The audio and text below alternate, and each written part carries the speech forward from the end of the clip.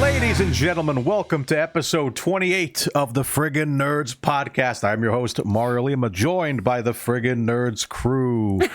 All the way from Nashville, Tennessee, the very holly and jolly Mike and Britt Berkey. Howdy, y'all. Merry Christmas. It's become contagious. We're spreading our Christmas cheer up there to Rhode Island. Lee's got her hat on. Yep. And when this episode drops, it's December. It's December, That's baby. true. Yep. It's officially politically acceptable. Officially. Speaking of which, Lee, Dumas, what's going on? Hello. And last but certainly not least, you know him, you love him, big money himself, James Whitehead. Big money, big money. Oh my gosh, forgot about that. Big money. Yo, what is up, Friggin Nerd crew? Let's go. Let's Go. Ooh, we got a lot to cover this week. It's going to be a fun one. A lot of fun Marvel stuff, but as always, we always start with this little fun segment where we make money for you guys. This is called the Swear Jar.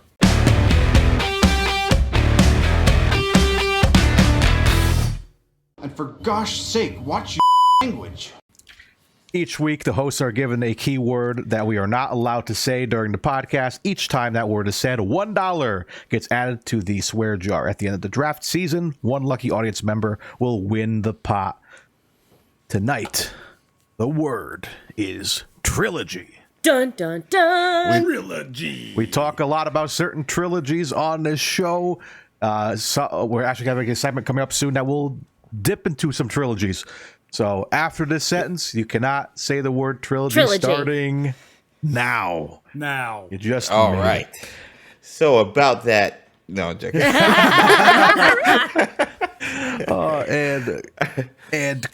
Quick reminder, guys, this is the last episode of that season because we are going to be doing our giveaway on December 7th. So if you guys are hearing this on Thursday when it comes out, I will hopefully have some live shows coming up during the week. I'm going to try to do some gaming and stuff. We'll be having D&D this weekend, so you'll have plenty of times for entries before next Tuesday for the first live show back with the podcast for this season.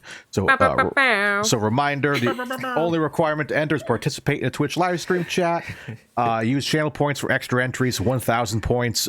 Channel points adds additional entries. Subscribe to our Twitch channel during the stream for another entry, and gifted subs also count towards entries. So Twitch.tv/Friggin Nerds Media. And that's a wrap. Yes. Good Lord.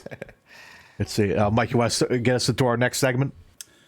In this nerdy spin on the classic Guess Who game, one host picks a character from a nerdy realm, and the rest of us take turns guessing or asking yes or no questions to discover their hidden identity. We're about to play Guess Who.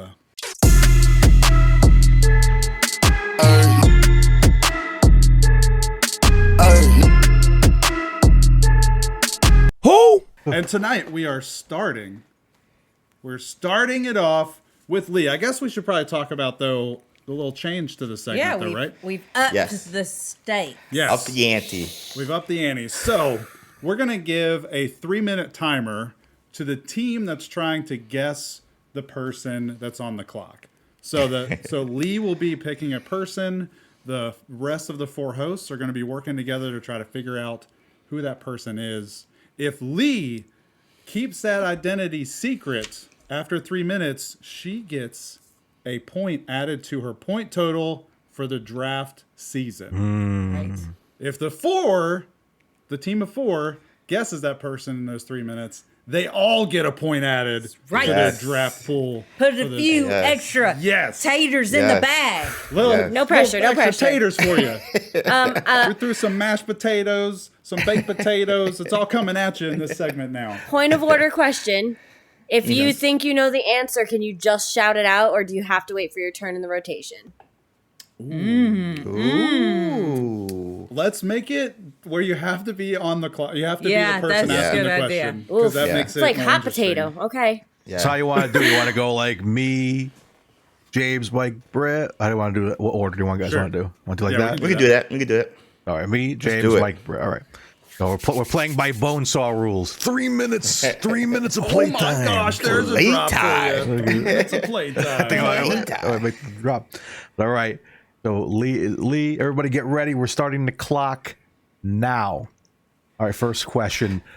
Is this a Harry Potter character? Of course, it's a Harry Potter question. Harry character. Potter character. All right. Is this character male? Is this character a male? Yes. Is this character in Gryffindor? No. Is this character one of the Golden Trio? No. Is this character a professor? No. Is this character in? Did this character? Is this character a student? No. Okay. Oh no. Is it my turn or your turn? It's my turn. Is this character? Is this character in multiple movies? Yes.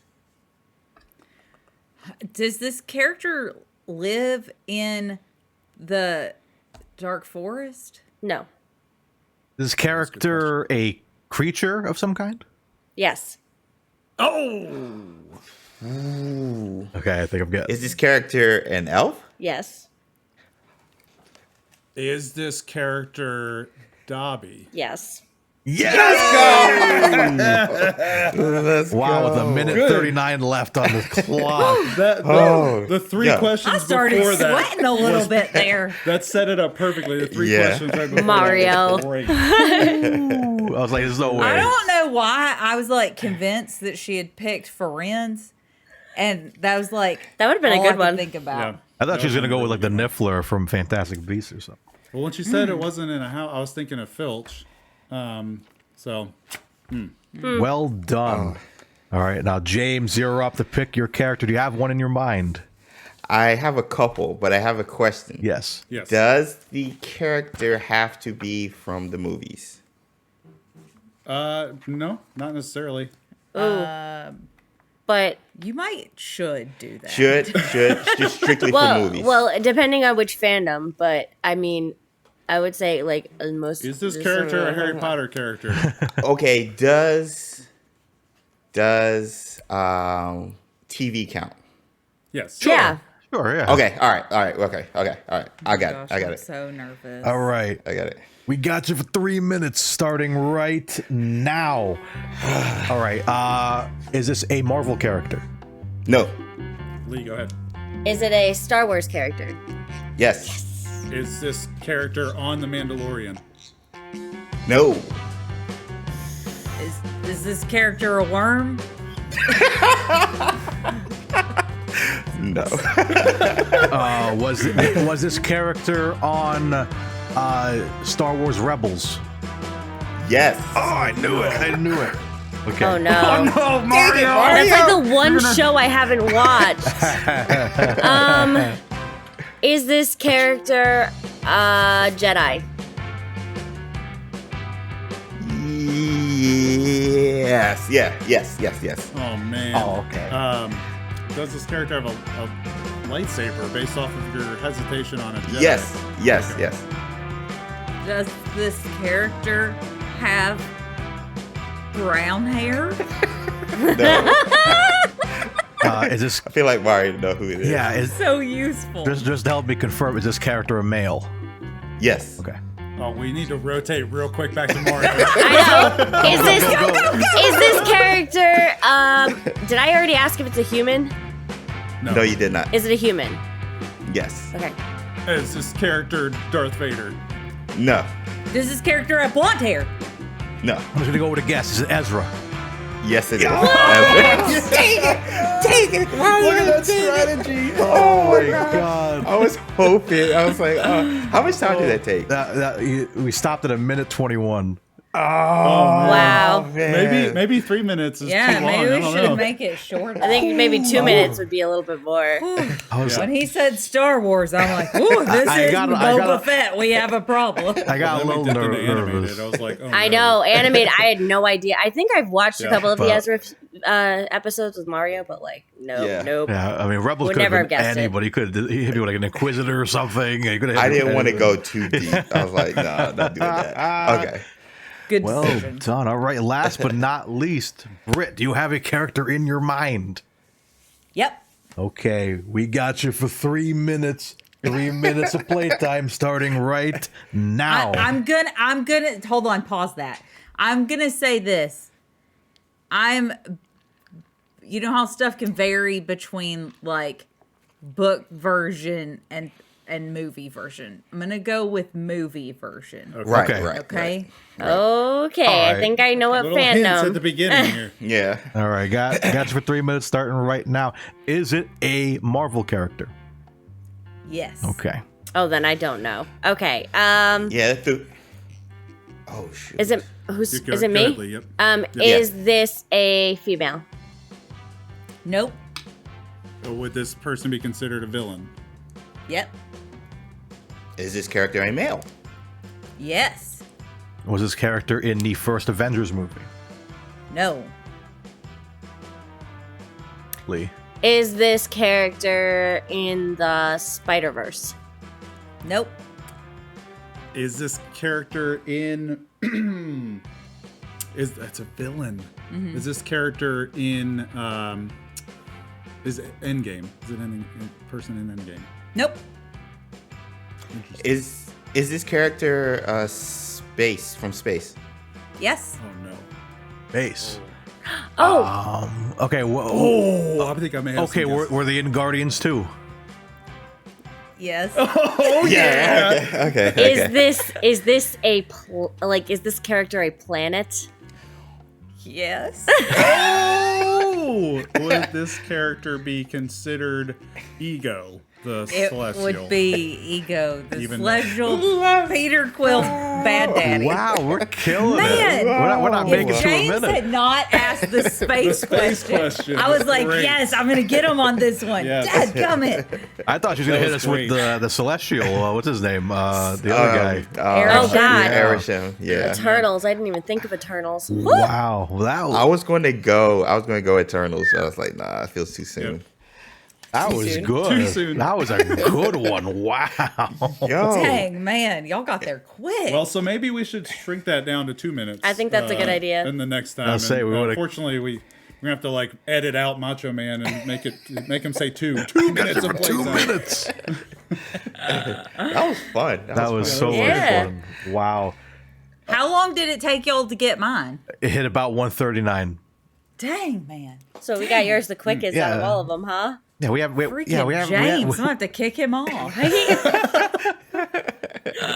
Oh, goodness. But next round, guys, we got a newish kind of segment today. We're going to Nerd Court.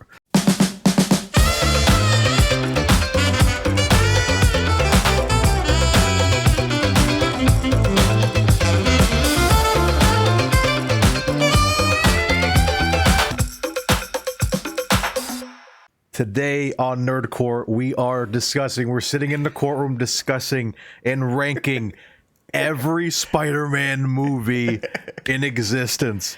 We have a bunch of fun lists going on. My goodness, I'm going to read them off. I'm very interested to talk about this, man. Some friendships will be broken. I after was about to this. say, things are about to get real ugly. Right Mario- here at the holidays. Mario already roasted me for mine, so Yeah. Well, we'll start off with the proper list. Mine. Starting off with we'll go Shots 1 to fired. 8 or 8 to 1. 1 to 8. 1 to 8. Yeah. All right. Yeah.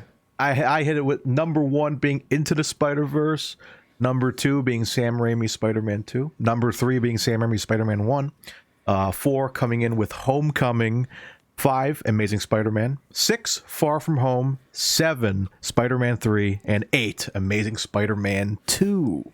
Wow. Far From Home is so low. Well, I just want to break in really quick and just say, I we just came out of Thanksgiving, and so I'm very familiar at Thanksgiving with a lot of animosity and tension. And so I have practice here. I just want to say, you guys are entitled to your wrong opinion. Us other three have the correct list order. Well, in that case, let's skip over to recency bias, but okay. In that case, that being said, let's go skip the Brits list, who apparently put them all in the release order backwards. Brit gave us number 1 being Far From Home, number 2 being Into the Spider-Verse, number 3 being Homecoming, 4 Amazing Spider-Man. Oh, that was not in order. Amazing Spider-Man 2 coming in at 5, number 6 Spider-Man 3, number 7 Spider-Man 2, and number 8 Spider-Man 1. Yeah, Lee and I think matched, right? Yeah, Similar. Yeah, we hop over to Lee's list comes in number 1 Homecoming, 2 Far From Home, 3 Into the Spider-Verse, 4 Amazing Spider-Man, 5 Amazing Spider-Man 2, 6 Spider-Man 2, oh that hurts, 7 Spider-Man 1, and number 8 Spider-Man 3. Then we move on to Mike's, who had number 1 Far From Home, number 2 Into the Spider-Verse, number 3 Homecoming, number 4 Amazing Spider-Man, 5 Spider-Man 2, 6 Amazing Spider-Man 2, 7 Spider-Man 3, and 8 Spider-Man. Woo! Oh my god! And then we have, killing James. Look at oh my god! And James. and now we have at least another logical list that I can agree with. We have James's list, who we almost matched. Number 1 Into the Spider-Verse, number 2 Spider-Man 2, that's my boy, number 3 Spider-Man, number 4 Far From Home, number 5 Amazing Spider-Man 2, number 6 The Amazing Spider-Man, number 7 Homecoming, which I was a little surprised at, and number 8 Spider-Man 3. Which clearly the right answer should be that Spider-Man 3 should be at the bottom of the list. Yes, for sure. Okay, hold on. Look, okay. Yes, There was shock value. Okay, so there's a lot of things that happened with Britt and I's opinion on the Spider-Man movies when we recently rewatched them all. And one of those big shocks to me was how much I actually enjoyed Spider-Man 3, Tobey Spider-Man 3. I was really surprised that of all 3 of them, I enjoyed that one the most. I think this is my opinion. I'm just throwing it out there for everybody that's screaming out there at these lists with Tobey being close to the bottom on me, Britt, and Lee's list. I was so shocked that my nostalgia of thinking about Tobey Maguire as Peter Parker and Spider-Man clouded my actual enjoyment of him as Spider-Man. And I think this is why. When it came out, there was nothing to compare to in live action Spider-Man. Right. And so I was like, bro, Tobey is the man. He is killing this as Spider-Man and Peter Parker. I'm loving this. And then Andrew came out with Amazing Spider-Man. And I thought he nailed it as Spider-Man. He was so much better as Spider-Man than Tobey Maguire was. Agreed. It was like, but he's way too sexy in day. But hey, that's all right. Can I just say that the Tobey Maguire, the last Tobey Maguire movie is the reason that I didn't see the Amazing Spider-Man, because I was just like, I'm so sick of the Spider-Man movies. Literally, I didn't see it until much, much later. And so then we had Tom, who was Killed the perfect mix. He's like the perfect mix of everything. Now here's why I think Tobey surprised me so much. Went back after watching Tom and went back to Tobey. Tobey is so stale. He is so stale as both Peter Parker and Spider-Man. He has hardly any one-liners as Spider-Man. He had a few. Look at Mario's face. He had a few. He looks like he's about to crap himself. He had anger. a few in Spider-Man James 3. too. If you take out emo Peter Parker from Spider-Man 3, that was one of my favorites. Tobey. Let Mario Spider-Man. fight you, because he looks like he's All right, about to. I'm glad we're still talking about Spider-Man 3. This is the movie I wanted to talk about. Okay, so the reason, going back to my list, I really did fight with having Spider-Man 3 and Amazing Spider-Man 2 at the bottom. I was really trying to fight with which one I wanted last. And I really think I want to give Spider-Man 3 a chance because I feel that movie, the first half of that movie is great. It's a really good story, I think. The one thing that will fix that movie, I swear, the only thing that will fix that movie is if you take Venom out of it. Agreed. Take Venom out of it. Change some of the writing. Don't make Peter an asshole before he gets a symbiote. Make him an asshole when he gets a symbiote. And that's a good story because that would complete the trilogy there because they were building that against Harry, where he's buddies with him. Goblin's his father, kills his father, and then he's like, oh, you're still taking second movie. He's like, you're taking a picture of Spider-Man, you're a douchebag. And he finds at the end he's Spider-Man.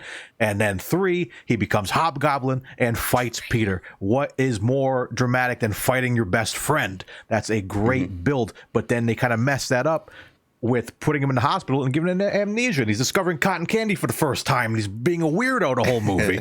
And then Venom, he didn't deserve to be in that movie. We had no build with that. If you to do it proper, if Sam Raimi still had his original vision, which was do a Spider-Man 4 and introduce the suit, introduce the symbiote, but don't give us Venom yet. Maybe give us Eddie Brock at the end of the movie. That's it. They say, oh, hi. At the end, you're like, hi, I'm Eddie Brock. And I'm like, oh, that's where the symbiote's going to go next, to Eddie Brock. Because in the comics and in the TV, in the cartoon, which they kind of teased, which was J. Jonah Jameson's son, who's an astronaut, he brings back the symbiote. So when I remember when that first came out, the trailer, I was like, oh man, that's what they're going to do. They're going to do like the cartoon. They're going to have him bring back the symbiote. But instead, they're in the park, him and MJ are making out on a spider web, and the asteroid just lands there and attached to his scooter. So I feel like that was more of them rushing to finish this movie. There's so much. You have Hobgoblin, Sandman, and Venom in this movie. Yeah, it was too much. I feel like it was supposed to be 2 different movies. Yes. If you split it up, it would have been fantastic. But you put so much into that one that everything it was Sony. Sony's like, we want Venom in this movie. And Raimi's like, I don't want that. But of course, they pay the bills. Like Oscorp did with the Otto Octavius. Oscorp pays the bills. So I feel like that movie can be fixed like that. Talk about the trilogy as a whole. Man, those movies are so good, man. Trilogy, you said it. Oh, I did. Oh! Okay, and so did James. I genuinely want to ask y'all. Yes. You and James. I need to be tagged in, Mario. Why do y'all love this trilogy so much? Hey! What is it about it? Okay, I'm glad you said that. Okay, so my glad you asked. My list, first and foremost, this is based purely off of my experience watching the movie. All right. If we're breaking it down just as a movie making, how well the movie was made and produced and put together, storyline, all of that, my list would be a little bit different, at least the top. The bottom, 5, 6. The bottom 6 would be different. But the top 2 would still be the same. The reason the Tobey Maguire trilogy...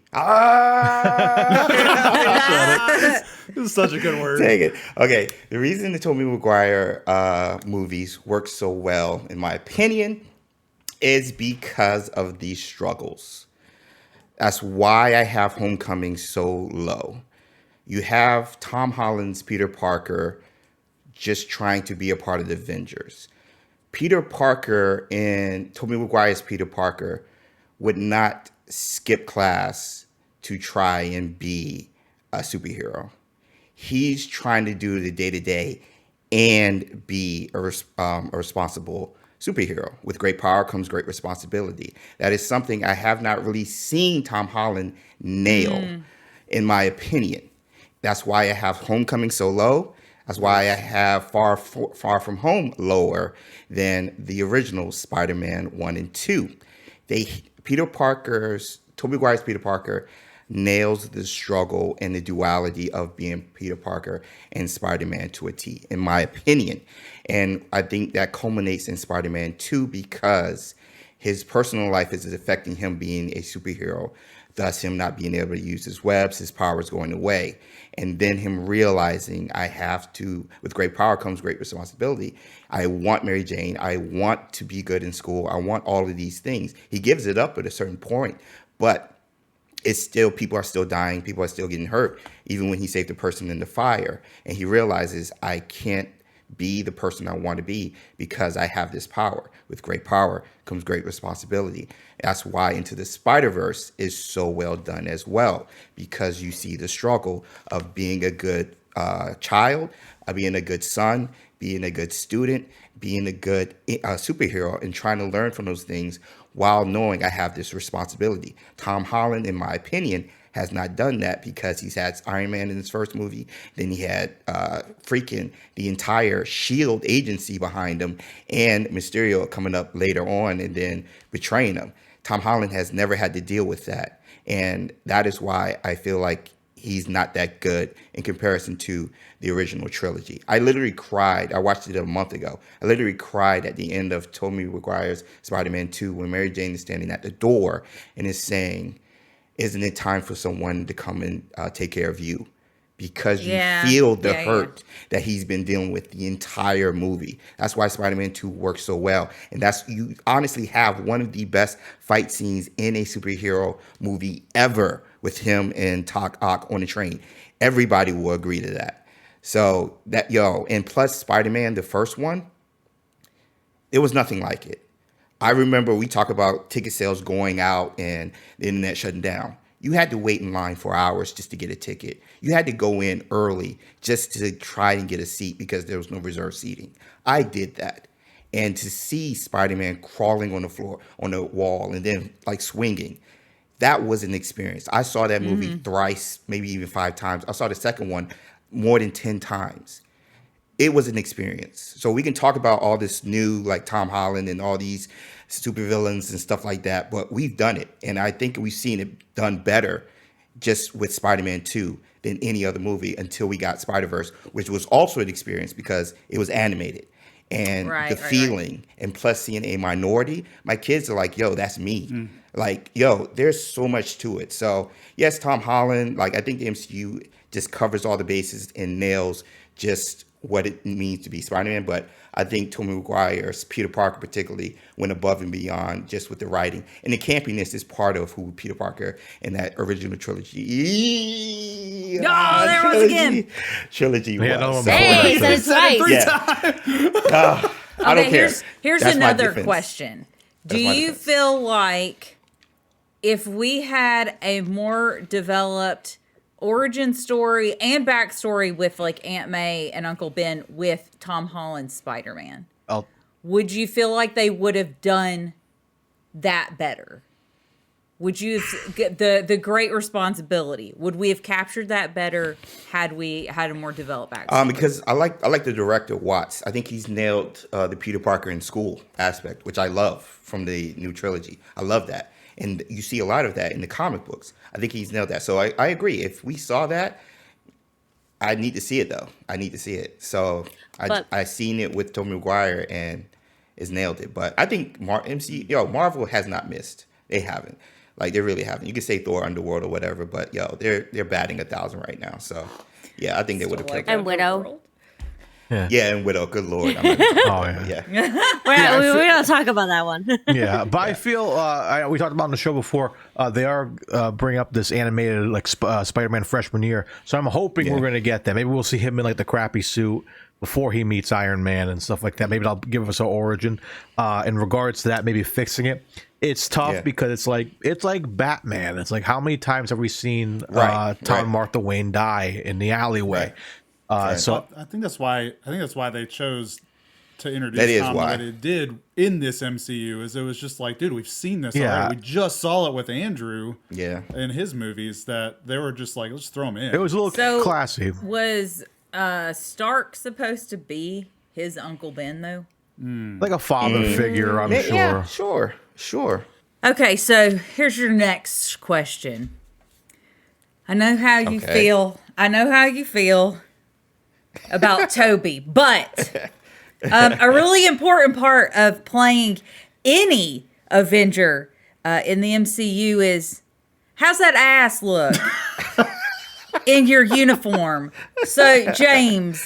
Yes. Which Spider-Man looked the best. Who filled out that backside of his uniform the best? I'm pretty sure James would not be.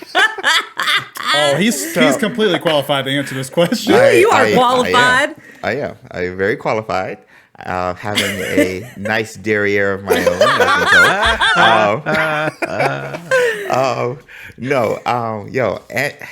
Andrew Garfield, I think, looked the best as Spider-Man. This is the correct answer.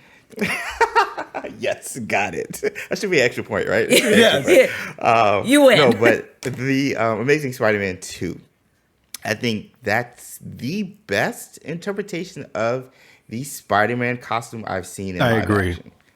Yeah. Especially the eyes. The eyes. I love the eyes on his suit. Yeah. Yes. So I wanted to make sure Britt passing it to me again with Andrew Garfield. I'm glad because I wanted to show some love to him. I loved his chemistry with Gwen Stacy. Yes. They were dating during I think both movies, so the chemistry just screamed through both of them, and I think they got that, which made the death of Gwen Stacy that much more impactful in my opinion, which is why I have it so much higher because I wanted to see that. I wanted to see that on film, and I think they got it. The other stuff, but the Gwen Stacy, because I always preferred her more than Mary Jane in my opinion. And I love that chemistry. I loved him as Spider-Man. I just wish Tobey Maguire's Peter Parker and Andrew Garfield's Spider-Man were together. I think it would have been a perfect Tom Holland. Wow. I don't know about that. But yeah. Andrew Garfield, just want to show some love right quick. Yeah. Well, that's wonderful. I do think those eyes looked really cool on his costume, but I don't think any of us were looking at his eyes. I also want to give him huge kudos for being so patient during interviews. I know, that poor man. With his other movie that just came out, like he literally tick, tick, ran the gambit. He's like, y'all, I'm doing other stuff. He does such a good job of keeping stuff like cool. He's a good cat. And he laughs about it. And inside he wants to jump out of a window. Yeah. I would. If he's not in it, I don't know what I'm going to do with myself. If he's not in this movie. I So know. we'll see. Couple of weeks. It's Scary to think that. Speaking of which, guys, I think it's time to move on to one of our big segments of the night. You know it. You love it. Each week we scour the headlines in the Nerdverse to bring you guys the best of the best of the best. Sir. There it is. With honors. With honors. Move over, J. Joy Jameson. It's time for the Friggin Nerds news.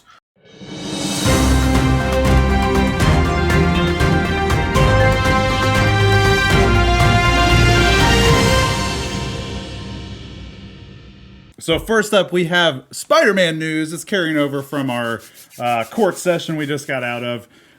Tons of news came out this week, of course, because Spidey is taking over like literally everything on the planet. But huge news out of the Spider-Man camp, mainly being that Marvel and Sony have announced that they are continuing their partnership and releasing. The parents have gone to court and they've worked out a parenting plan so that we can all have visitation. That's right. That's right. Money speaks louder than anything. So That's right. So they have announced a brand new set of 3 movies. Amy Pascal was the one that was doing all of the talking and chatting about this, talking about Tom Holland is going to be or continue to be Spider-Man. However, James, there was a quote that you brought to our attention today in that interview that really had me scratching my head a little bit on like sort of the technicalities of what this statement actually means. Okay. So I'm glad you brought that up. So a lot of the movie news, nerd news have been running with Trilogy, Tom Holland, MCU working together from this Amy Pascal interview from Fandango. But if you guys actually read it, one of the questions she responds to, this is not the last movie that we are going to make with Marvel. This is not the last Spider-Man movie either. We are getting ready to make the next Spider-Man movie with Tom Holland and Marvel. I think that has something to do with Venom, but we'll talk about that later. Mm-hmm. It just isn't part of, and then there's a pause. And then she redirects. I think she sends Feige somewhere, like hovering over her. Feige with a sniper rifle. Yeah, with the What's sniper that rifle. red dot on my face?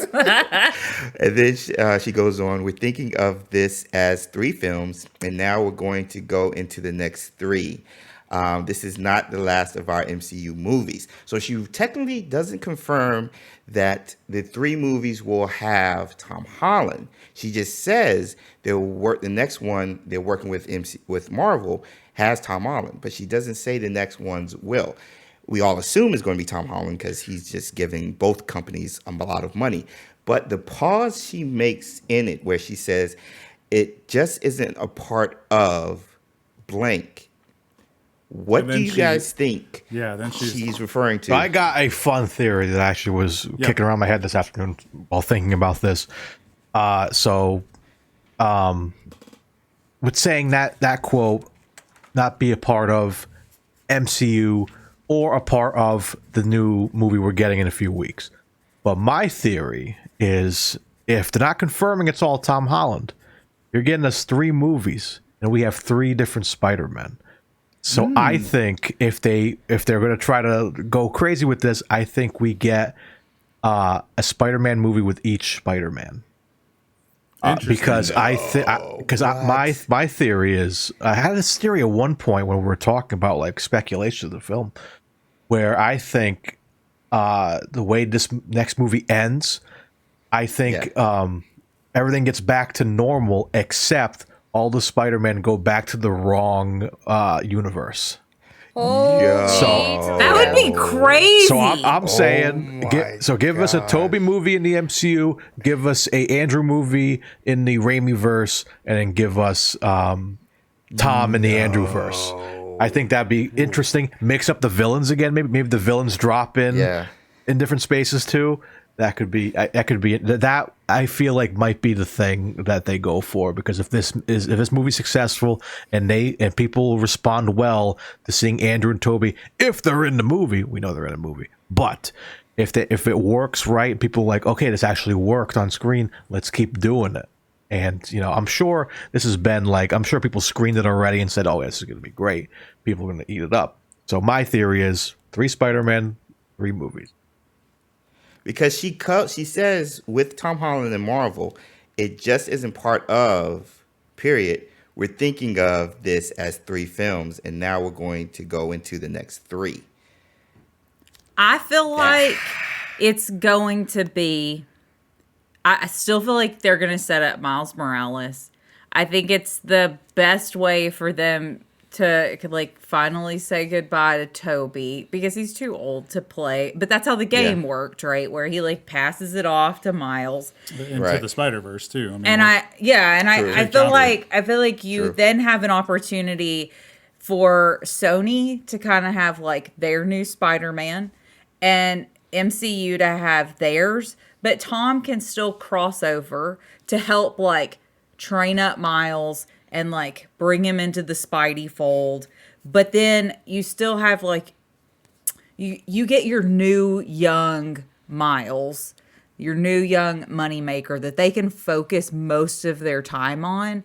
But you still have Tom that you can pull over through the use of the multiverse to bring in Sony. Ticket You're speaking sales. of Sony side, Miles, right? What did I say? Well, I was just making, you were just kind of like generally saying. So Sorry, Sony, I think Sony will get Miles Morales, and I think Tom will stay over. Tom in was the still going to be MCU. our primary Spider-Man, but I think then Tom can kind of cross over and help like Toby and maybe Andrew like guide Miles into kind of like the new Spidey role over on Sony. So they get that pull with the ticket sales without like totally giving that moneymaker up to Disney. Mm-hmm. Oh, I like that. And that that resides with what Kevin Feige had said months ago about Spider-Man, particularly Tom Holland, being the only person to cross cinematic universes. Yep. So, Yo, that might be something. I like that. It would be cool, especially if they did do Miles Morales and they introduced the Ultimates universe with that. And you can say the Morbius, even Venom, Spider-Verse is the Ultimate verse, and that could open up Miles Morales. So I like that too. We've even gotten like some little Easter eggs throughout the movies about Miles Morales with like his uncle. His uncle's already in it. Donald Glover. Yep. As the Prowler. That's what I really hope will happen. I would love to see Miles come in. Yeah, it's very interesting. I will also just add, I mentioned this in our group chat, like it's so difficult to just see the words that were said. Like, how was her body language? Did she look uncomfortable when she started saying that sentence? Or did she just kind of like try to rephrase what she was trying to say? You know, there's a lot of things that could have happened, but we dig into every word, especially with Spider-Man. We're looking at toys to figure out like who's who and what's what a few months ago. So, it's very interesting to see what's going on. Either way, there are 3 new movies coming with Spider-Man, probably with Tom, I would assume. Would love that if they continued Toby and Andrew somehow in this as well. Redemption. I think that'd be super cool. I don't see Andrew wanting to come back with the way that things ended. I could see it being Toby and Tom and Andrew not surviving this. I was gonna say, like, what if Toby and Andrew don't like make it because all the villains died, right? Fighting Spider-Man. So what if it's the reverse this time and Spider-Man dies battling the villains? All the Spideys die. Lee, hold on. That would be fun. We're about to like go off the rails just for a second. Oh my god! Put that tinfoil hat on. Theory based off of Lee's statement. So Tom knows that if they go back to their universes, they get killed by their Spider-Man. Yeah. What if by the end of the movie, both of those Spider-Men die, sacrifice themselves, and then the villains don't get killed by going back? Lee, this is quite interesting. Woo! Interesting. It would wrap that little conundrum up in a very emotional way. Yes. It would. And Tom still wins. Because we were talking about, like, where's the emotional part of it? We were talking about Ned and stuff. Yeah. What would be more emotional than seeing our other 2 freaking Spider-Men sacrifice at the hand of Father Feige? Wow. He's a vengeful god. Wow. What a thought, man. That was, Dang, that Lee. was good. Lee, now I'm going to think about that like all week. I hope, I don't know. I don't know if I'm hoping for that to be the case or not be the case. Yeah, I know. It's so sad. I actually kind of love that idea. Same. And if not, we should make a fanfic about it. Yes. I like it. So we'll see what's going on. It's super exciting to know that it's continuing. This isn't the last. I don't think anybody's surprised to hear that, but it's still good to actually like officially confirmation hear that. Into the Spider-Verse 2 is getting a release date of October 2022. So I'm so super excited about that. Stoked about that. Take your time, please. Take your time waiting. Yes, please. Yep. Do we have any, just real quick, do we have any indication on like what the like general plot line is with this? Like, 'cause I haven't really dug into this much at all. Nothing. The I think there was a couple of end credit scenes, just jokingly along. But Spider-Man 2099, I think, has been rumored ever since that movie came out, the original one. So we could see that. But I mean, you opened up the multiverse, so you could bring in any and anybody, and I think it's going to be good. They're bringing back the same writers and everyone, so that's cool. I think it's going to be good. Well, they also said that we should see first looks or footage of this soon. Pretty soon, yes. Wow. Hashtag soon, right? Hashtag soon, I'll be hyped TM. if we start doing. We're all scarred with that phrase. Yep, soon TM. And then just real quick too, back to No Way Home. The tickets went on sale. If you have not got your tickets yet for No Way Home, you're gonna be stuck in the shit seats because you're gonna. I even just forget checked. That, Lee. There's no seats. No, there's some seats around us, but they are literally like the front row of the cinema, and a couple scattered throughout, and that's for Showcase, AMC, like every theater in our area. I just checked, and I don't remember a time where I wasn't able to get tickets to a movie the day of. Right. Yep. Like- so Yeah. within the first 2 hours, the pre-sale beat out every other pre-sale in 2021. In 2 hours, they were just like, that was easy though. whatever. Yeah. And it's already surpassed. It's already surpassed Endgame's pre-sale tickets. Whoa! In 24 hours. And I remember 24 Endgame like hours. breaking the internet as well, but like That is wackadoodle. like It has surpassed this Endgame. literally caused the ticketing sites for AMC, Atom, Fandango, like all of Everything. them to crash. Like Yeah. people were not Y'all are able. killing me. And I think so also mad. having the seats chosen also is Yeah. also allowing the did we say that yet? Scalpers. What? Have we gone there? Oh, no, yeah, go ahead. Yeah, yeah. So Go ahead, keep going. there's actually scalpers. There's tickets for this movie. There are tickets going on eBay for $25,000, and I think Yep. it's because I think Yep. it's because since Yep. the pandemic, a lot of theaters have switched over to assigned seating. Yes. Right, And right, so right. it's no longer the case where you show up at the theater and first come, first Right. serve. So pick these the best scalpers seats, you sell are 'em. picking the best seats and selling them for a lot of money Stop. online. Now, are they actually being bought at that price? Oh God, I hope not. Have we? Because I know it's an eBay listing, and like I've seen Pokemon cards on there for like millions of bucks when they're really like $2, and I'm like, guys, come on. But, Yeah. But the fact that people are like actually doing that is insane. And I mean, I think the lowest price for the scalpers that I saw on the list Mario sent me was like $100. Yeah. So crazy. Yeah, I'm sure if But people, the thing is, if people even bought it like at like 500 or like 200, what's to say the scalpers couldn't like give the same QR codes or whatever to Multiple like, people. multiple people, Yep. and still make money off of that? And then everybody's going in there like, I have my ticket, but Yo, I mean, all five the of us movie get the theater same can't do seat. anything. Yeah. Yep. So that's crazy. Yo, the hype is real. The hype is real. Yeah. Yeah. We got lucky. I woke up at 5 a.m. to get ready for work and didn't even realize them. Like I forgot that was when they started doing tickets. I saw on Twitter it's Spider Monday, dropped them at midnight, and so I was like, oh, like I guess I'll give it a go. And our theater was pretty packed. Our AMC here in North Dartmouth, and had a lot of people, but it wasn't sold out yet. So I grabbed two, and so I was half like, full by then. no, I was about shocked. 85% at least. No, Maybe no, because we 70. got really good seats. Yeah, but that I middle would say section about was- He bought him. 50%. He bought him for $25,000. Lee just didn't tell you. You haven't seen the bank account yet. Oh my I'm God. gonna need your Mario. car. He's the new big My money. car's not even worth that much. No, I sold mine. I'm gonna have to borrow your car to go to work tomorrow. I was about to say, I couldn't. I got my tickets, but I got them for Friday and Saturday IMAX. You're going Thursday- twice in a row. Woo! Oh yeah, I'm going twice.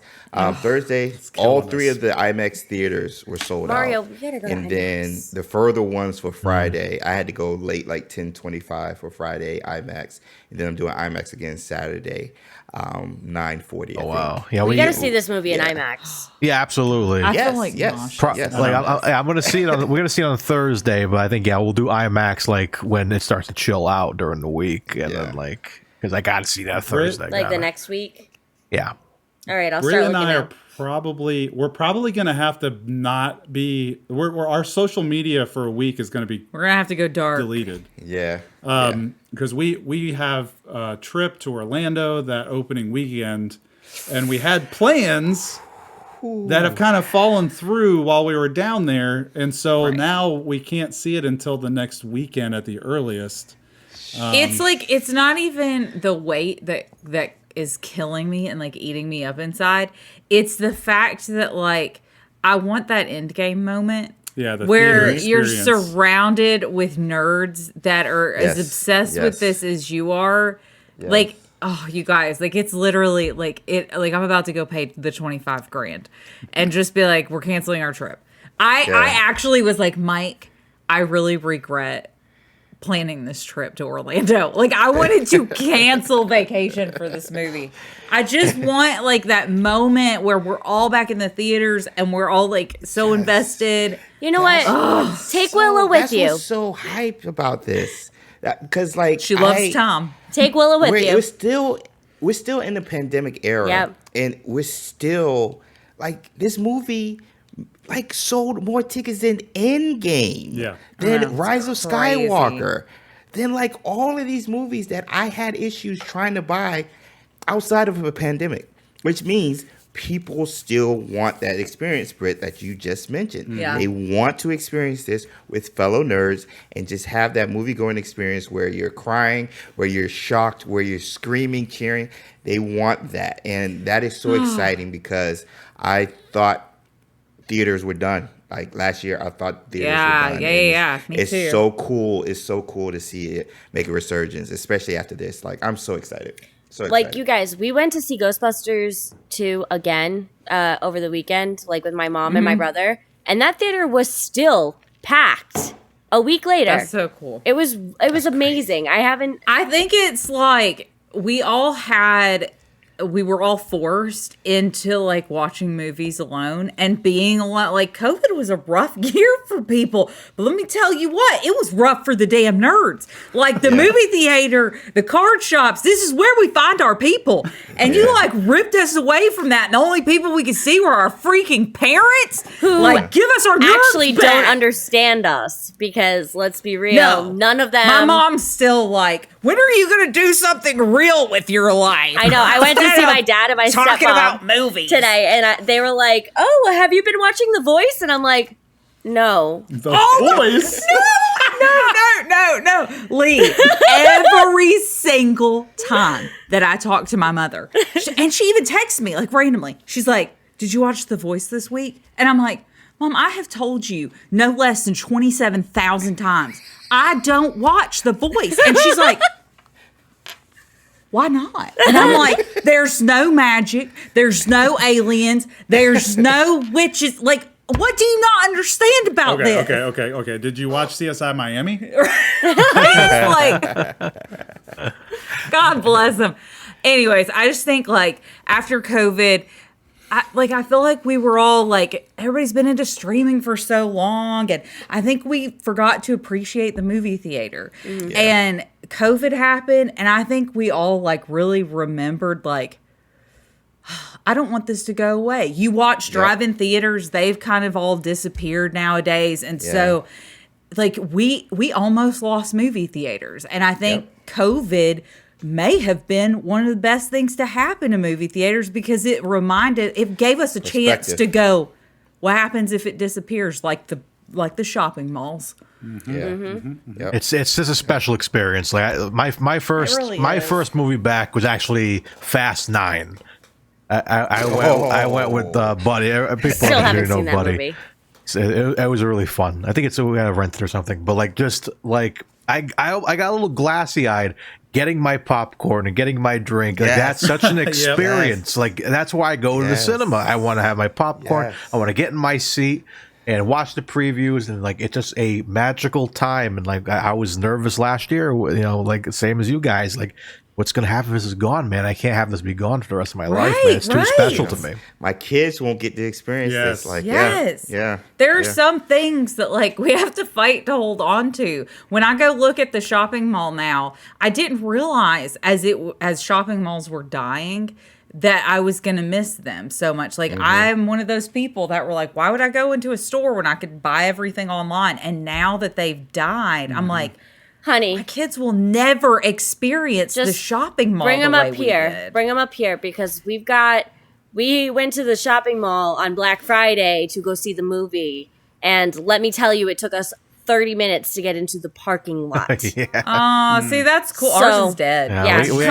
Come on up. There are a few that die around us, but But good. Well, but Spider-Man coming soon, guys. We're excited. So eventually we'll all be sitting it soon, and we'll be able to stay here for all the full reviews. Mike and Britt.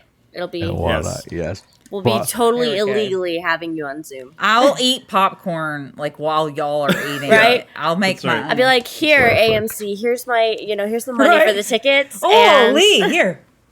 Give me some popcorn, Lee. Oh man! But moving on, guys. So we finally get away from Marvel for a second. Something that brought us all together. some Harry Potter news. Good Lord. Yeah. On this past Sunday, November 28th, Harry Potter Tournament of Houses finally premiered on TBS and Cartoon Network, and we got to see Gryffindor and Hufflepuff go at it, and I was a little upset about the outcome, but hey. James and I. Yeah. There were no I think everyone dumbly can points. agree that the hero of the night was David. Yeah. David. Get it, David? Yeah. David. Killing it. He didn't even get like his full. I'll explain in a second, but he didn't even get his full moment of stardom there. Oh yes, but hosted by Helen Mirren.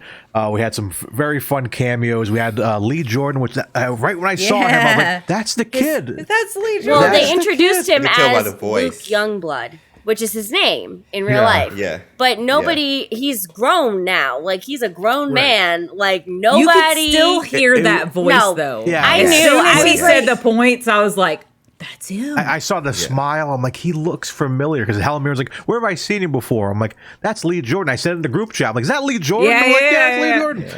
So we had great cameos from him. We had our good pal Neville there and Pete Davidson, which I was really surprised about. I had no Like, idea he was a why? Potter Right. guy. He's a Potter Why? guy.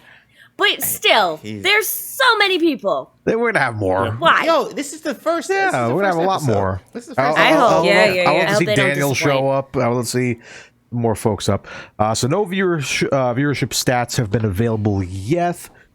So what were your guys' thoughts on the first episode? Lee, take it away. Good to Take us, it baby. away, Ernie. Okay. I agree that David was the real MVP of the whole show. Realistically, he's the most memorable character for sure.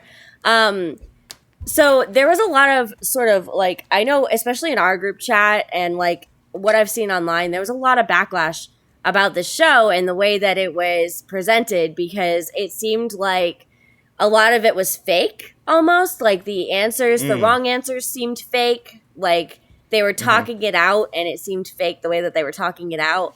And I know that there was like a lot of backlash about that. There was also some backlash about, what's her name? Helen, the way that she hosted, that she was dry, that, you know, like she didn't, I don't know, all the things. And, so basically what happened is I'm in a couple of, you know, I'm the Harry Potterhead of Friggin Nerds Media. So aside from James now, we are a pair now. But We love Harry Potter too. Listen, I'm in a couple of Harry Potter groups that are like explicitly for like the, you know, the fan base. So there's a podcast, Mugglecast group, that I'm a patron for, and I'm in that Facebook group, and there was somebody, his name was James. I'm sorry, his name was James, and he was at the actual recording of the show, and he basically said that a lot of what we saw was just like crap editing, basically. Like the way that they edited it did not do justice to the actual film, like the taping that he was present for. Yeah.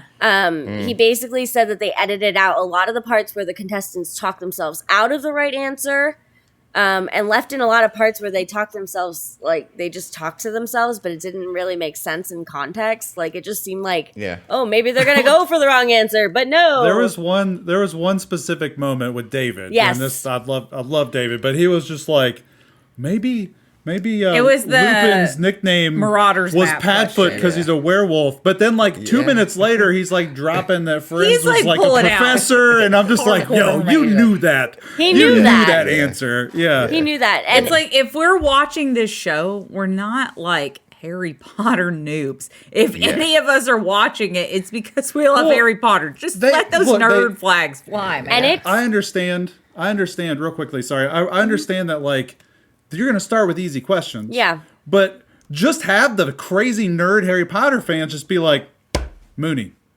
What? Yeah. No discussion is necessary and put more on that. questions On that. in. Exactly. Yes! Exactly. Yeah. Like let the nerd flags fly high and let them just I be want like, I know this that. to be Boom. more like Jeopardy. Yes.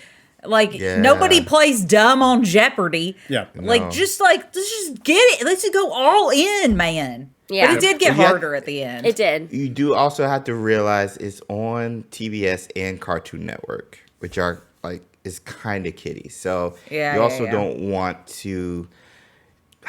You don't want to victimize, or I wouldn't say victimize, but you don't want to neglect the child audience that could be watching this and That's like, hey, I true. know who that is. So I get them dumbing it down for that. Very It's- Hufflepuff of you, James. Thank you. Thank you. So go ahead, Lee. I'm No, sorry. it's okay. I was just gonna say that, you know, like I was disappointed though that, you know, they edited it the way that they did, because I think, judging from the comments that James made, not you, James and that group made, it seemed like there was a lot of good content that we as Harry Potter Yeah. fans would have felt validated their responses more than what they edited it to be. Because, you know, like us, our fandom, the Harry Potter fandom is hardcore. Like, Yeah. we know if it's book, if it's movie, we know, Yeah. you know, like there are people in our fandom, there are a lot of people in our fandom that reread the books multiple times a year. And I know Brita, for one, she's like, I read them twice a year, once in the middle, you know, like once in the summertime, once at Christmas. And I'm like, I'm not that hardcore, but I do know, like, I do have a very good understanding. Like, there are a couple of questions. One of them was about Dudley. What does he do in this scene when the letters are coming down the chimney? And I got screwed up because in the movie, he jumps into Petunia's lap. But in the book, I'm pretty sure he and Petunia run out of the room screaming. So I was like, oh, he like runs out of the room. And nope, it was definitely the movie version. So Right. Yeah. I think it definitely got more interesting, as you guys mentioned. Like, as it went on, the questions got By harder. the end, I was like cheering like it was the daggum Super Bowl. I'm like, let's go, Hufflepuff. I was invested. I love the implementation of the crowd. Yeah. And Yeah. them putting in the answers and stuff. I think everybody, like the crowd, went undefeated. Like they didn't get any answer wrong. Yeah. So I love that. One of the other memorable characters, I got to shout him out, Trey. He's known as I Am Black Harry Black on Harry. Instagram. Yeah. And I've been following him for a long time. He has a YouTube channel. Like I met him like a couple of years ago back then. Oh, that's cool. But it was really cool to see him up there representing Gryffindor. Go check him out. Very good cat and loves the fandom. But Trey and David like stand out for me for Hell sure. yeah. I mean, we were seeing posts about, like, you know, David was sitting next to another girl in my MuggleCast group who had also gotten to attend the tapings. And she said he was sitting right next to her. So, like, the whole Hufflepuff section, like, knew he was super nervous. And, like, he got called up to go. And they both said that there was, like, a really cool moment when, like, the candle thing where it was, like, burning down. And he, like, reasoned out that, like, the candle burns down. So it'd be increasing. Like, and I mean, this is how hardcore our fandom is, right? Like, there were people, like, when they were getting questions wrong, that were crying on set. Like, I mean, that's crazy wild nuts to me, but it's also not, because if it were me in those shoes, like, knowing that this has been my whole life, I've prepped for this my whole life, like, and then you get one question wrong and you're like, no. But I'm a failure. My whole life's work is a scam. And like a true Ravenclaw. Yeah. I was about to say, it's Ravenclaw. James and I will just be there eating pancakes, being like, this is fun. it was fun. This is fun. I love the environment. Yeah. Aesthetic, everything. Yeah, The set was environment. great. The set was Beautiful great. set. And I'm very like excited to see cameos and stuff going forward. that they're Y'all, gonna the bring in. one question, like, I suck at all trivia. You could ask me trivia questions about my own life, and I will still fail them. Like, I don't know what happens. Like, I just panic with trivia, and I forget everything I know. The one question that I got right, and I was like so proud of myself, was the close-up shot, and it was like, "What is this?" And I was like, Green Gots. "That's the No, Ministry of it was Magic." the Ministry of Magic, yeah. Because I had just made, I run a Harry Potter Etsy shop, and I just made a pendant with that floor, and I was like, Oh, okay. I've been staring at that. I swear that is the Ministry floor, and it was. I was so proud. Yeah. That was Yes. my only moment of greatness. Well, New episode happens on Sunday. It's going to be Slytherin Me, versus B Ravenclaw. versus Lee. Let's go. Yep. So we'll see who comes out on top after that. It's only going for 4 weeks, I think, right? It's 4 weeks. I wanted to mention quick, fast that if you have the Harry Potter fan app, they are doing a quiz every week of 10 questions that you can contribute to your house point total. So make sure you log in if you have the app and definitely try to add points to your total. That's been fun. Yeah. That's been fun. Yeah, that's super cool. So Harry Potter news, not Marvel. That's great. For once. We got more not Marvel news, so we're going to throw it over to Mario to cover because we got some Star Wars news. It's my time. All right, y'all. Yeah, ready for some fun. Book of Boba Fett is coming in under a month on Disney Plus. We're very excited. Premieres December 29th. The season will have 7 fun-filled episodes. The story will center around Boba Fett trying to make a name for himself in the galaxy's underworld by taking over a territory once controlled by Jabba the Hutt, or as Britt likes to call him, Boba Fett. But now he technically is Boba Fett now. So look at that; it's full circle. He is full circle. What? Yeah, he's taking Boba Fett's Jabba the Hutt's spot. See, y'all been making fun of me the whole time, but they call me the Star Wars prophet. I was going to say the oracle of the universe. The Trelawney of... Yeah, I'll go put on my Trelawney cosplay for next week. Yeah, so we got a new quick trailer that dropped a few days ago, and one quote really stood out to me.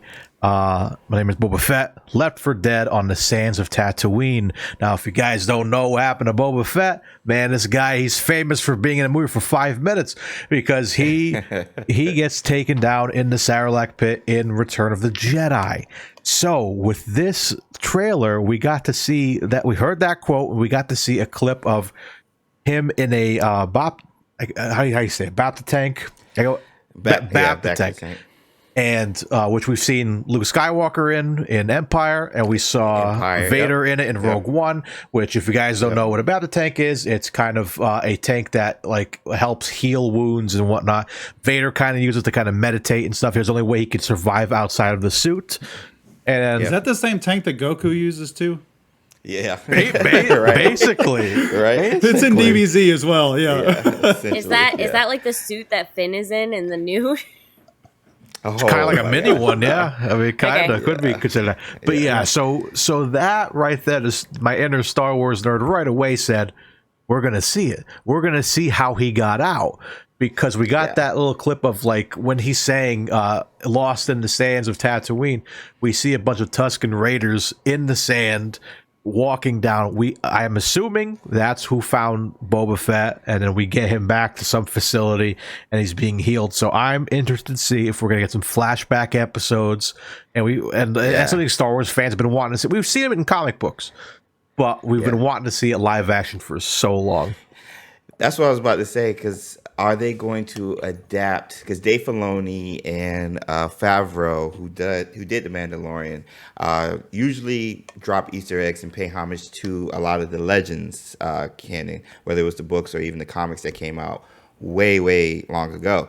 And so there is, I believe, a story talking about Boba Fett surviving, and I'm wondering if they're going to adapt that to, or any aspects of that to the show. So I'm very curious because everybody loved Boba Fett. Like this is a character, one of the most popular characters who had little screen time. Like it's so crazy when you go back and watch the original 3 movies. Look, I saved myself again. I almost said it and I didn't. I almost did too. I'm on fire. I'm on fire. But yeah, you go back and watch that, and he's barely in these movies, but he is such an awesome presence. Yeah, that everybody knew who he was and loved him. I think it's a mystery. He premiered in the cartoon, like the holiday special. He was like, and he had like, and that's actually a homage to him in Mandalorian. That rifle he uses was Boba Fett's rifle in the cartoon. So it's just like mind blowing. So I think we're gonna definitely see some Return of the Jedi action. Maybe we'll see Jabba the Hutt again in like a flashback scene. Like there's a little bit of foreshadowing there. Just for you, Brett. My boy. You my boy, Blue. So it's like an interesting thing to see this happen. I know we kind of complained about bringing back characters last week, but I like the way they're doing it here because Boba Fett's a character that we didn't get a lot of. So it's great to like build on that character for sure. And this is a huge timeline that so many of us Star Wars fans have wanted to see explored anyway. What happened after Return of the Jedi? That time period between then and The Force Awakens, and seeing Luke like just be the legend that he is, and going out and doing what he does, and everything else that fell in between. Like, this is something we've all wanted to see in The Mandalorian, and now Book of Boba Fett, and so many other shows are now going to shed some light on that, which I'm very excited about. Please let Dave Filoni and Favreau cook. Please, Kathleen Kennedy, let them do what they need to do. So they're doing the Lord's work. They're doing such a good job. I'm super excited for this. Any other thoughts from our lesser Star Wars fans? Ouch. Ouch. I called it. I called it. That's all I want to say. I called this from the beginning. You called it. You could just sit on that. I put my Trelawney like, glasses on for y'all. I would say I totally agree with what James just said about, like, I love green lightsaber Luke, and like, bro, if we can get a few more cameos of him being such, he was so awesome in Return of the Jedi. Oh my gosh! So if we could see a few more cameos of green lightsaber Luke, I'm down. That's what I call it. A good taste of that was, I would suggest for my gamer friends, if you guys play Star Wars Battlefront 2 on a play, you get some great story there that you actually play as Luke around that time period. So it's kind of like a little taste of some other stuff they can connect with other things going on. So that's another little taste there. But yeah, we're excited for it. Do you guys want to do the Hawkeye story? No, we'll skip the Hawkeye story. So yes, we're very excited for Boba Fett. We can't wait to get our hands on that show and maybe do another watch party of it. So be sure. Premieres December 29th. December 29th on Disney Plus, baby, right before my birthday. Heyo. Do I have time to... Okay, here's a question for y'all. And this will help educate a few other people. So I need to be able to hang out with my nerd friends and do the watch parties. I don't have enough time to ingest the entire universe before then. What is like top 3 things I need to watch before the show? Watch Mandalorian and watch just for some. Watch that. And then for a little bit of fun coloring, watch Return of the Jedi. Yeah. Which is if we have time. Is that the one where R2D2 you put the CD in him? No, that's a New Hope. That's New Hope. That's New Hope. Yeah, that's the very first one. We got you. Yeah. Okie dokie. We're gonna try to watch Empire Return. That they both have Boba in them, and then we'll definitely watch Mandalorian. Watch the first season. We watched all the way up to the finale of the first season, and then we haven't seen anything since. So I know, right? I don't know what happened. Season 2 is so But good. And I watched the first movie, like the oldest one. I watched that one, and I watched the really bad one with the Anakin boy. She tried to watch the first movie of Phantom each Menace. of the 3 movies. So she saw A New Hope and she saw Phantom Menace. So it's just, she fell asleep right before Han Solo came on the screen in A New Hope twice. And then the Phantom Menace is Phantom Menace. Oh, and I watched a couple of the new ones with Rey. Yeah, you saw Rey's first one. Yep. Because young Snape is in that. Oh, what? Kylo Ren. Oh, yeah. Kylo Ren. Yeah, he looks like Snape. I'm pretty sure Alan Rickman was no longer alive when Yo, that movie came imagine! out. Oh wow! Imagine if Alan Rickman was alive, he played a Jedi, dude. That'd be cool, Bro. That'd be really cool. That would be cool. I would watch it for that. But that was a good question, babe. For those that haven't been caught up Thank you. with stuff, Boba Fett is going to be a great show, and it's really kicking off a lot of the Disney Plus content for Star Wars fans. Other than Mandalorian, of course, but there's so much stuff coming out on Disney Plus for Star Wars. This is just the tip of the iceberg. I know. Yep. I'm like, how can I call Ahsoka. myself a nerd? I at least need to have seen Mandalorian. Star Wars. Yeah. There's a bunch of comics you can read also, but we just got to see what they adapt first before we make any suggestions. Yeah. Right. Yeah. Then you guys, I'll just wait and you guys can just tell me what I need to do next. Yeah. Absolutely. But guys, we're almost out of time here, but we cannot say goodnight without giving you guys the nonsense draft. Here we go. I'm so ready for this. Here we go. So ready. Not as ready as I am. Dude, this is like Mike listens to Christmas music year round. Like it just never stops in this house.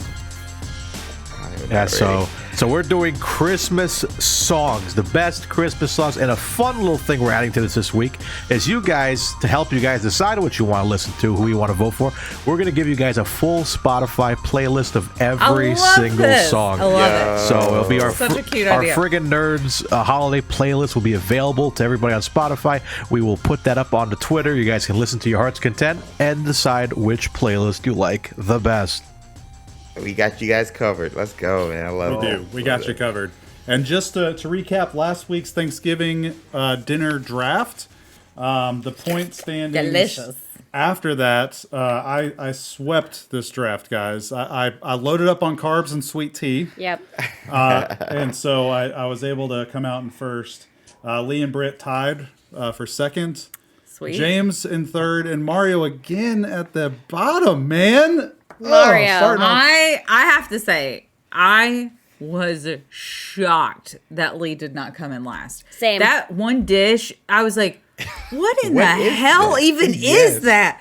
I Yeah. was shocked. And I actually Yeah. thought I would be at the bottom with my green bean thing because none of y'all had heard about it. I thought Lee Yeah. and I would like be at the bottom. Same. I was surprised. I thought I'd be higher just with the pie pick and Yeah. Yep.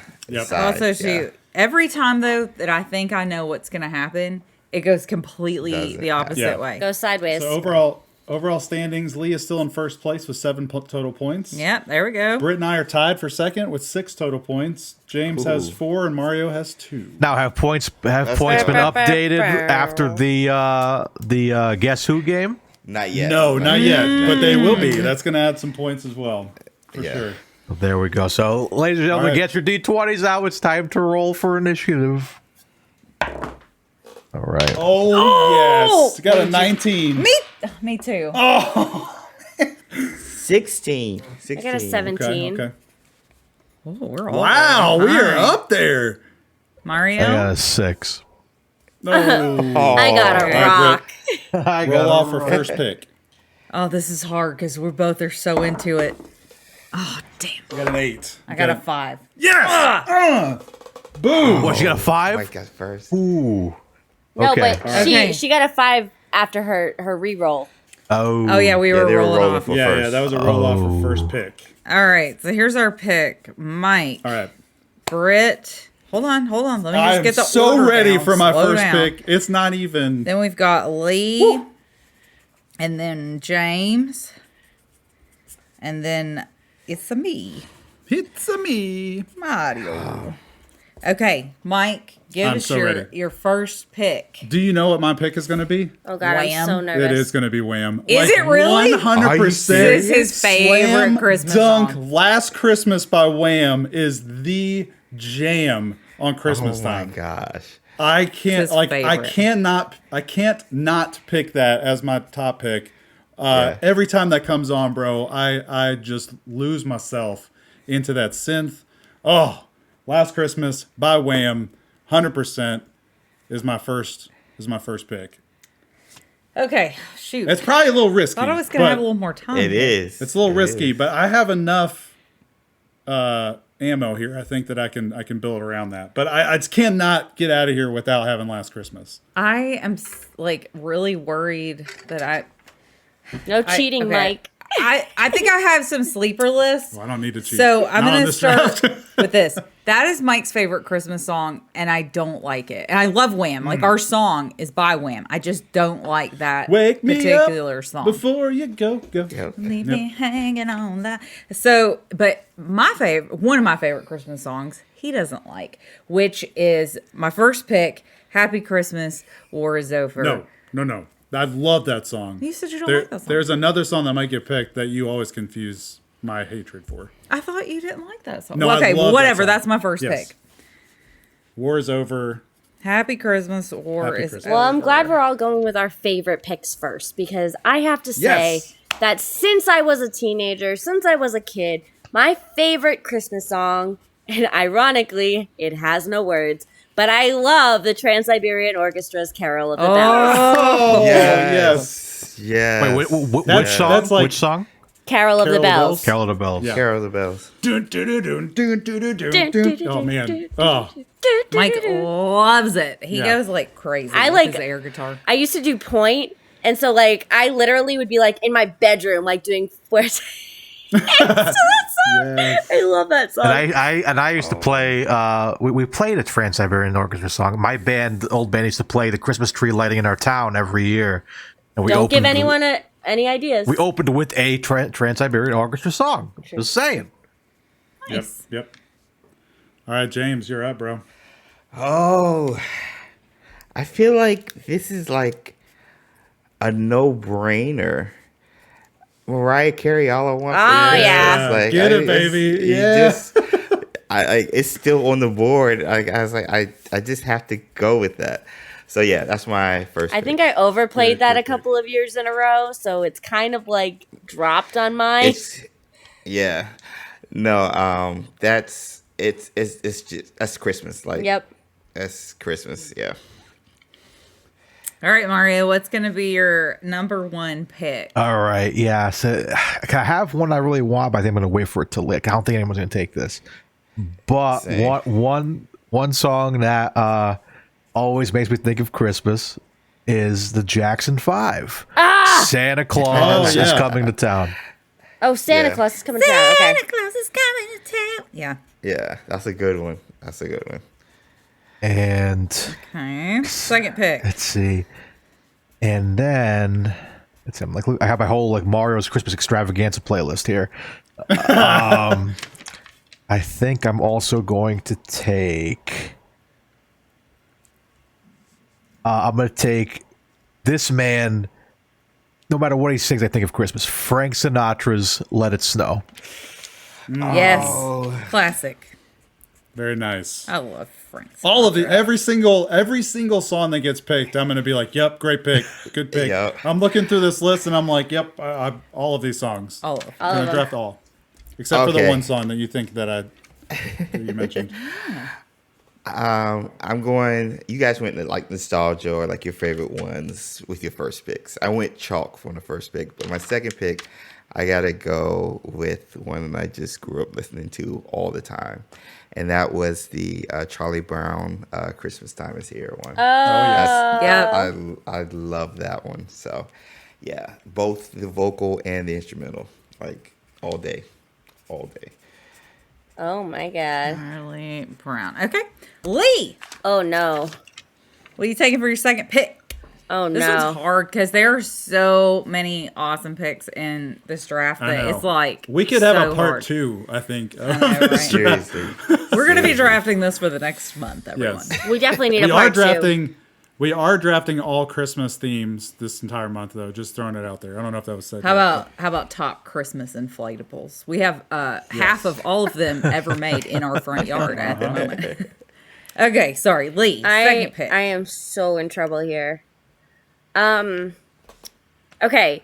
Well, I'm gonna go with nostalgia. I hope that you guys don't pick my. Oh God, I've got like 2 picks that I'm like, please God, don't let anyone pick these.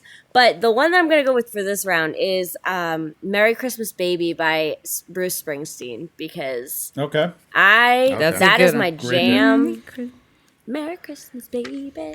My mom like got me hooked on that song as a kid, and Bruce Springsteen, right? yep. Yep. Yeah. I should have gone with something a little more classic because I could tell by that reaction that it was like, okay. No, that was good. There's So, so many. Girl, many. wait till many. you see the So ones on many. mine. Yeah. Okay, so that brings me to my second pick. And Lee, this is what I'll tell you. I am going to play this. I'm going to take the opportunity in this draft like James did with the comics. There's things that you need to hear, guys. And so I want to make sure that I've got some stuff on the list that maybe You haven't heard before. you're not listening to. Okay, so some of these you have, they're just not like the most popular. I'm gonna keep the best one for last because y'all will 100% not pick it. So my next one is gonna be Melakaliki Maka. I knew you were gonna pick that. It's my I knew favorite. it. I don't even know how to spell that. Melakaliki Maka. I played that with my ukulele. Walked the Christmas parade in it. We had the most amazing Christmas float. It was like a mid-century modern like postcard from Hawaii, and we made the whole float. You just got all of our Christmas Hawaii in fan Hawaii. base right there with that one pick. I'm sure of it. That was a good pick. My fave. Okay, Mike. Okay. There are so many songs I want to draft right now. I Right? don't even.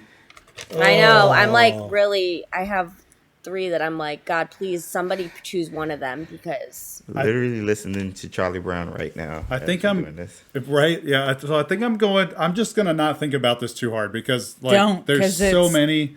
I'm going White Christmas out the gate with my second pick, Bing Crosby. Dreaming White Christmas, and then we're gonna pick it up a little bit and go rocking around the Christmas tree. Ooh, That was my third pick. nice. Bing Crosby. Ba-doo, ba-doo, boo. No, is that what you're picking? Because that's the Drifters. That one is what I'm picking. The Oh, Drifters. I Yes. hate you. Oh, You know come that's like my on. favorite song. Oh no! Oh, I'm I picking the hate Drifters. you. I was still on the clock. That's what I thought. That's what I That's what I was going. That's with. not Bing Crosby. That's Drifters. I'm so mad. Remember, we covered that Yeah, at the Christmas show that we did. Yeah, the Oh. Drifters. so is what it was. mad. The Drifters. I always think I of the love you, man. Yeah, Santa because Claus. that's not White Christmas. That is, I'm So- dreaming of a White Christmas. I'm so angry. And so immediately have thoughts with movies with that one, but also with Rocking Around the hate Christmas you. Tree, I immediately think of Home Alone. Home Alone. Yeah. Home I Alone. cannot believe you Yo. picked that. That's like my Bro. That's like my favorite Christmas I know, song. I love it too. Oh man, I hate you so much. See? That's okay. That helps me. What's your third pick then? Rocking Around the Christmas Tree. Which do you have a specific? I don't know who does the Just like the Rockin' classic around- one. yeah, the classic Christmas Rocking Around the tree, Christmas Tree. Christmas holiday. I'll have to look that up. Every- Okay. Oh my gosh. That brings me to my third pick, which is gonna be Feliz Navidad. You're going. Little Jose Feliciano. Feliz Navidad. You're reaching out to like everybody. I with feel your like draft. that's. I was gonna put that on my list, but I feel Freaking like love that's it. a divider because there's either people that love yeah, that song absolutely. or hate. Wait that till we get song. to my fourth Oh my pick. gosh! Please take the song I think you're thinking of. There for the will fourth be song. no bigger divider. Yes. I will tank my whole team on my fourth pick, but it's worth it. Worth it Oh my god! for that Worth shock it. factor. No, it's because it's the best Christmas song. And if you don't think so, then if you don't chew Big Red. Anyways, carry on, Lee. What's your third pick? Okay, my third pick is going to be one of my personal favorites. That's a newer hit. And if you haven't heard it, I'm really glad that we're doing a playlist because you definitely need to. It's going to be the Pentatonics Winter Wonderland and Don't Worry, Be Happy Ooh, mashup. That's a good one. Oh, okay. I love That's a Pentatonics. good one. I thought you Pentatonics. were going to do That's Christmas to Me, which is, I think, my favorite. Oh, that is my Pentatonics second Christmas song. favorite, but the Winter Wonderland, have you listened to the Winter Wonderland and Don't Worry, Be Happy mashup? Because that is like, Yeah. I just love it. I feel like you can't really go wrong with a Pentatonics. It's holiday true. Yeah. It's true. I had the whole Mario. I literally drove Mario crazy because I would have that CD on repeat in my car for the entirety of the holiday season when we first started dating. And he was like, enough with the Pentatonics. Enough! All right. I think that brings us to James. Oh man. I'm really thrown for a loop here. I know. Wait. Did Frank get picked up? Yeah. If you're going with Let It Snow, that was Mario. Okay. Frank Sinatra, have yourself a Merry Christmas. Nice. Nice. Yeah. Yeah. All right. like it. Mary. Man, there's so many songs still. Right? It's still a lot of hits.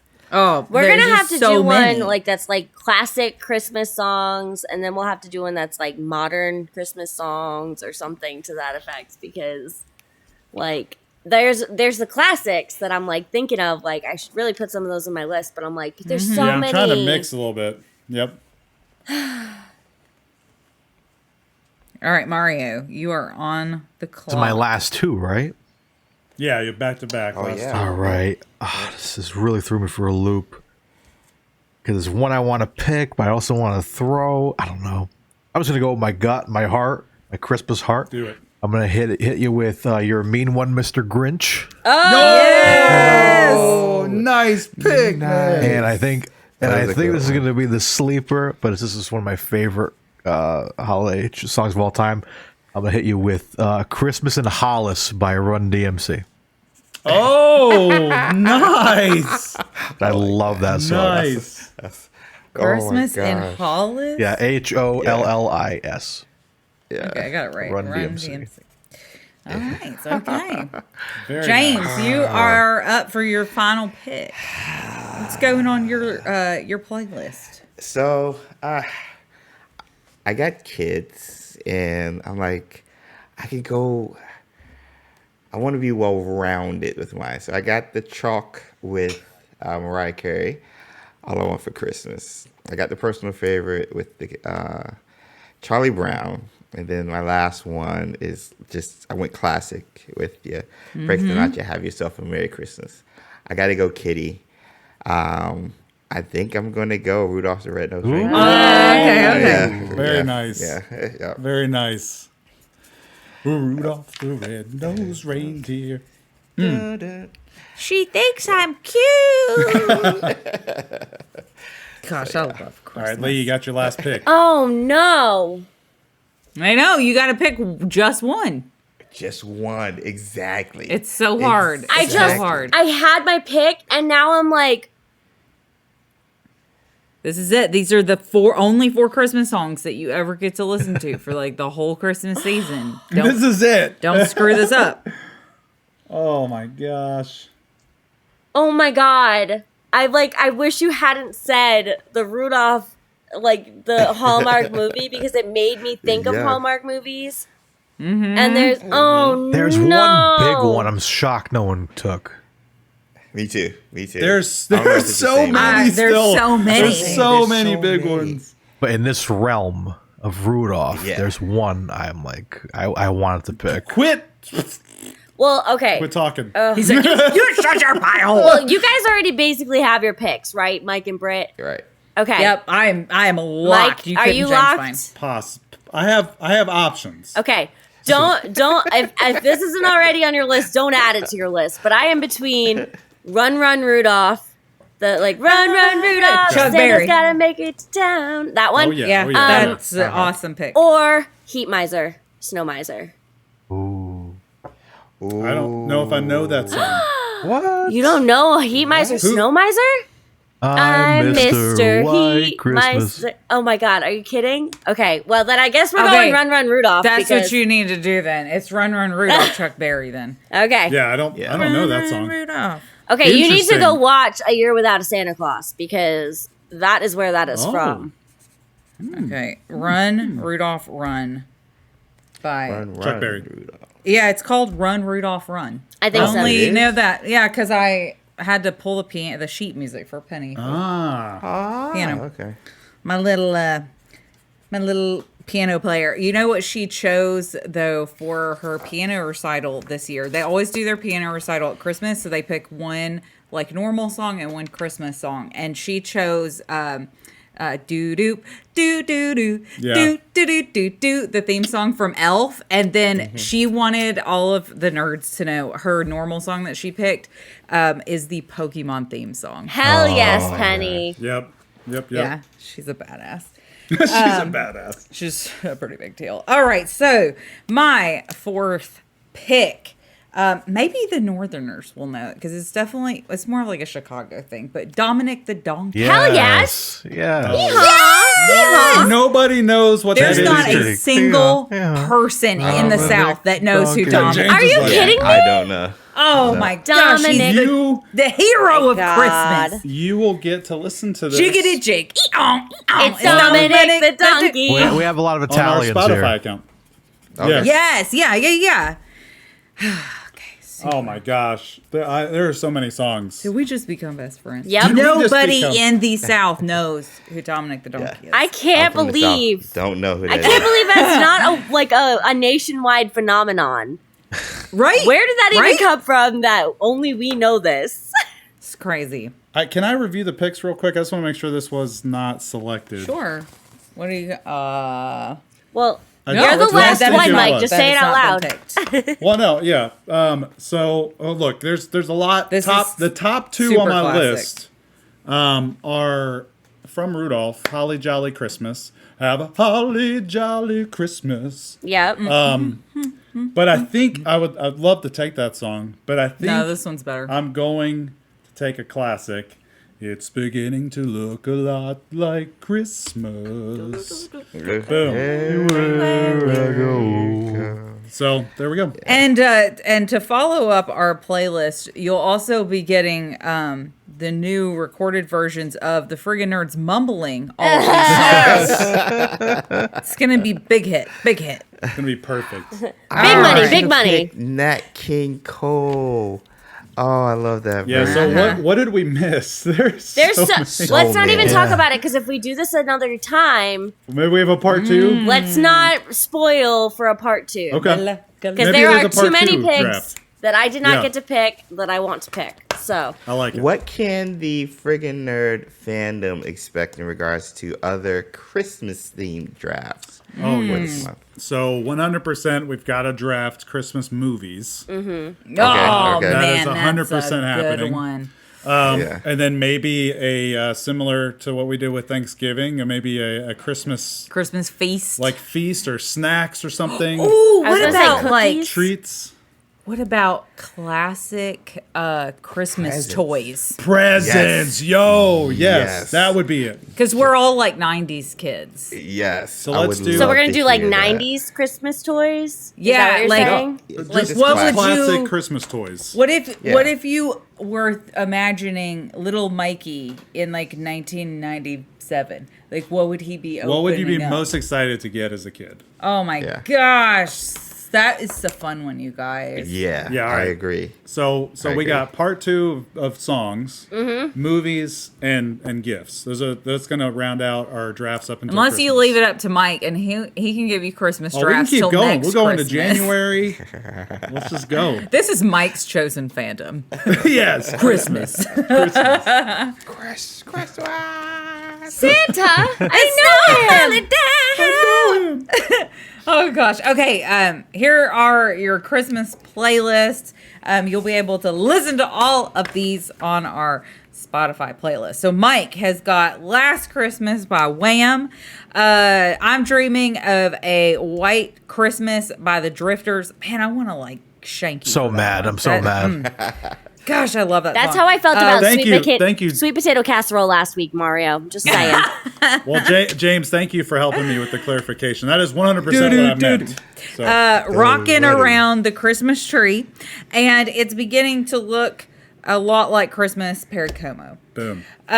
Next up, we have my list. Solid. Like this one is for all of the misfit toys, the weirdos. We have Happy Christmas War is Over, John Lennon, Melakaliki Maka, Feliz Navidad, and Dominic the Donkey. Gosh. Real quick, It's a can I fun say list. the one song that you thought that I hated? That Yeah. this may get drafted. I don't could've know. sworn you hated that one. It's the other Beatle. It's Paul McCartney's Christmas that's- Time is here. Oh. Right. Can't Happy stand Christmas that like time. synth effect that they have in that song. right. It like makes my head spin. And the lyrics are weird. I'm gonna send you a Yeah. video about that actually, off The stream. Beatles. But it's the other It's Beatle, expected. Paul McCartney, not John Lennon. That's why I got Yeah. confused. Okay. Lee I've has got like a heavy rock theme -1. You're like, Yes. yeah. You really do. He's coming to rock. This should be like Mike's list. This I is know. amazing. So Lee has taken Carol of the Bells, Trans-Siberian Orchestra, Merry Christmas, Baby, Bruce Springsteen, Winter Wonderland, Don't Worry, Be Happy, Mashup by Pentatonics, and Run, Rudolph, Run by Chuck Berry, which is the Run, Rudolph. Yeah, see, me and James are going to be doing that one together on the Friggin' Nerds Mumble Christmas I love it. album. I love it. Then we have James with All I Want for Christmas. What a great pick. By Mariah Carey. Love Mariah, man. The diva pick. Christmas. All I think of her is bombing that on New Year's. On New Year's. Oh my gosh, that was so funny. I was like, thank you for making me feel better about my own life. Yes. Christmas time is here. Charlie Brown. Have yourself a merry little Christmas. Frank Sinatra and Rudolph the Red-Nosed Reindeer. Last but not least, we've got Mario with Santa Claus. Coming to town. He's coming to town. By the Jackson 5. Let It Snow, Frank Sinatra. You're a mean one, Mr. Grinch. The That's Mr. a great Grinch pick. one was such That's a good one. pick. Yeah. And Christmas Time in Hollis, Run DMC. I think you may have the most Diversity. diverse team. Yeah. Like yours love is it. I love all over the Everywhere. place. I can't say that there's one single team that is a loser. They're all winners. They're all 'cause they're all winners. going on our Spotify playlist. We're going to send that out This for you is gonna guys to be listen to it. It's going to be so good. The baller playlist, y'all. Like this is gonna Yes. be the soundtrack to your Christmas dinner. The soundtrack Yep. to your present opening on Christmas I'm morning. going to be listening to it while I'm working. Yeah, in our D&D session. The commute to work. Oh my it's gonna gosh, be right? it's gonna be the soundtrack to your Christmas season 2021, Yes. y'all. What? But don't forget, coming out very soon, our first Christmas album. We're going to start it off right now with our first mumbled version, All I Want for Christmas Is You. Ready, everybody?